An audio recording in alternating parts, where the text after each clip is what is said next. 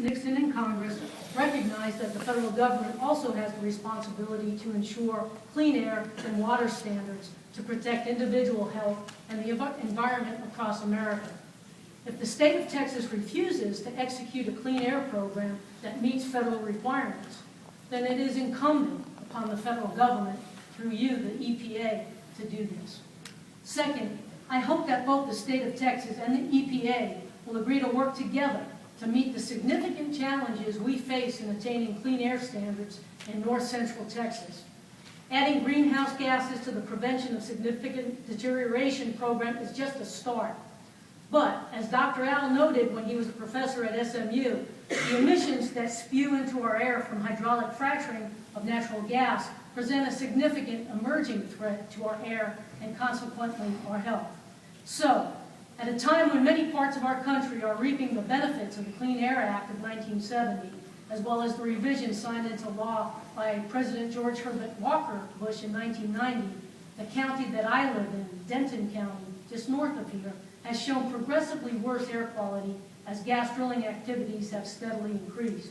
The American Lung Association gives Denton County an F in air quality, and that failing grade doesn't fully capture the health threat posed by volatile organic compounds and other greenhouse gases like methane released by compression facilities, condensate tanks, and gas wells being fracked.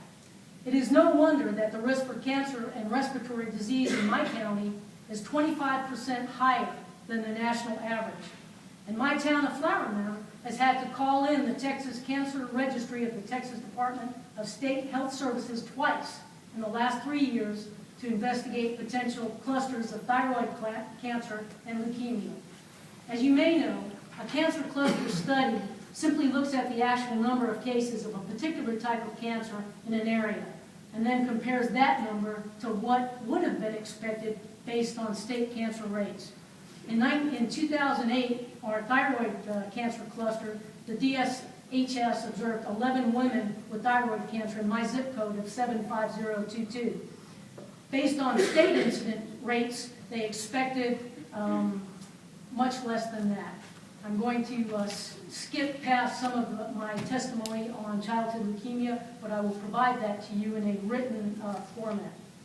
So why am I telling you about cancer when you want to know if I support EPA intervention in Texas? I suppose one reason that I feel it's a moral imperative to raise awareness about the effects of pollution, and an even stronger moral imperative to get someone interested enough to take immediate action to definitively determine whether or not emissions from rapidly expanding gas drilling activities in North Texas, when added to our already polluted air, are direct or indirect triggers for cancer. For the record, my job as a United States Army officer for 24 years included the frequent need to troubleshoot problems, make system-wide investigations, identify root causes, and then propose solutions. As I've immersed myself in the studies related to pollution, emissions, and health effects, there's no doubt in my mind that a linkage exists between these activities and human disease. And speaking of conclusions, I want to end my testimony with an observation. The disagreement between the EPA and the state of Texas is not about states' rights. It is about Texas assigning greater weight to corporate rights right now to pollute over individual rights for clean air. The discussion should be about our reasonable expectations that governments at every level will take responsible and reasonable efforts to protect our health. Unfortunately, many municipal governments and our own state government in Texas seem unwilling to acknowledge any of these potential threats to the health and environment. It's clear that no political will exists to mandate those cost-effective vapor recovery and emission control devices that would cut pollution in our air. So, when the federal government has to step in, we welcome you to do that, and I hope you'll continue to step in and mandate even more vigorous enforcement of the Clean Air Act. Thank you for your time and attention.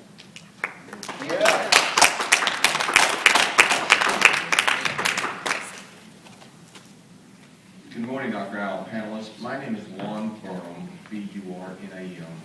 I'm the state representative from Fort Worth, and the constituency that I represent is over 150,000 residents of Fort Worth. I'm proud to be here today. I'm here specifically to clarify the record Star State is a really wonderful place to live, but unfortunately, frequently, we are the lone outlier with regards to cleaning up the air. And in this case, it's clear the governor's office and the attorney general's office are not interested in complying with the law. So I'm here on behalf of myself and an overwhelming majority of my constituents who frequently thank me for my work on behalf of cleaner air, but are not frequently able to attend hearings during the middle of the workday in Dallas. So on behalf of them, I want you to know that I support EPA's efforts to address the inadequacies of the Texas Air Permit rules. I support EPA's partial disapproval of the SIP. I support the immediate institution of the federal implementation plan under the circumstances. I want to share with you in the audience just a few facts that many of you already know. The proposal under review is about making the SIP flexible enough to address greenhouse gases as air pollutants. This is not about whether greenhouse gases are harmful to human health. That is well established, and the people in the governor's office and the AG's office who want to argue that point are the original founders of the 21st century Flat Earth Society. They need to get over it and move on. Texas ranks 7th in the world on CO2 emissions, and Texas has a $14 billion agricultural industry that is at risk of severe drought because we're not adequately addressing these problems.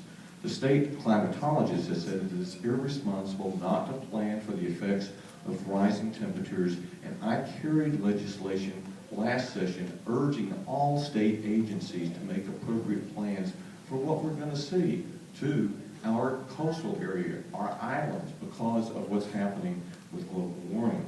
The Attorney General's office insistence on pursuing this action to the Supreme Court is irresponsible and arrogant in the context of our current state budget shortfall. I am tired of the governor's office and the Attorney General's office using state funds to promote their ideological agenda, and I hope other Texans inform them of that. We want the state to keep permitting authority. TCQ needs to cooperate with the EPA. They have not been cooperating with you, and I appreciate your involving yourself in the process. I am in the process of, and I've discussed this with the ED of TCQ yesterday, I will be urging them to stop fighting EPA's attempts to protect Texans, and I will urge them to stop creating regulatory uncertainty for Texas business. This is a key concern that we should all be aware of. You are moving forward where the state has been in retrograde, addressing the issues. Business wants certainty in the regulatory environment, and the irresponsible activity of the governor and the Attorney General's office is denying them that certainty.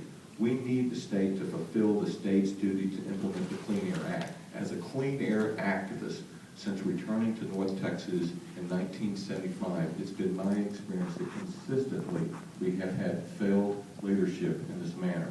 Until TCQ fosters in proper partnership with EPA, I support the EPA's attempt to protect Texas business by allowing them to operate under valid permits, and I appreciate your attempt to protect the public health. As an asthmatic who in recent years has had to start carrying my emergency spray with me wherever I go, I'm sick and tired of being sick and tired because of the people in Austin not doing their job. Thank you for doing your job.